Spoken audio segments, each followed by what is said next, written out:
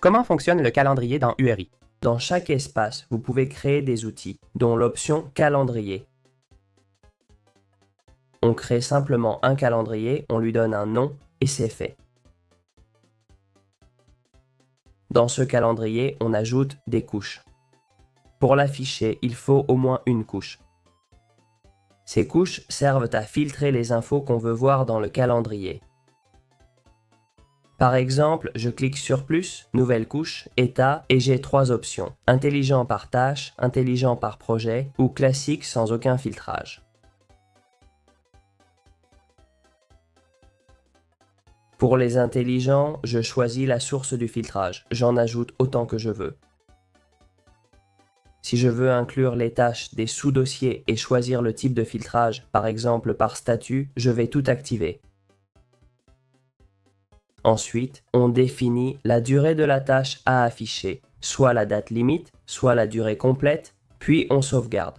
Comme vous voyez, j'ai une tâche créée dans un autre tuto sur l'organisation des tâches, sur la création de tâches. Vous voyez, j'ai filtré par statut et comme son statut est actif, elle apparaît ici. Je vais vous montrer un autre calendrier que j'ai créé, celui de test. Allons-y. Ici, j'ai 2 filtres. Le normal, juste un test sans filtrage, et le filtre des tâches. Si je désactive le filtrage des tâches, aucune tâche créée n'apparaît dans le calendrier là où j'ai filtré. Je peux modifier ce filtrage en cliquant sur les 3 points, puis Configuration. Ici, je peux changer la source, en ajouter d'autres et ajuster le filtrage. Je clique sur Enregistrer et c'est modifié.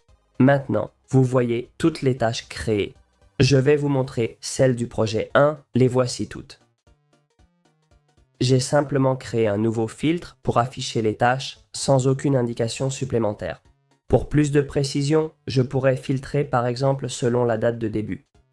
Si j'ajoute un nouveau filtre au calendrier, une nouvelle couche pour le 10 janvier, je choisis le dossier test, inclus les sous-tâches et je filtre selon la date de début.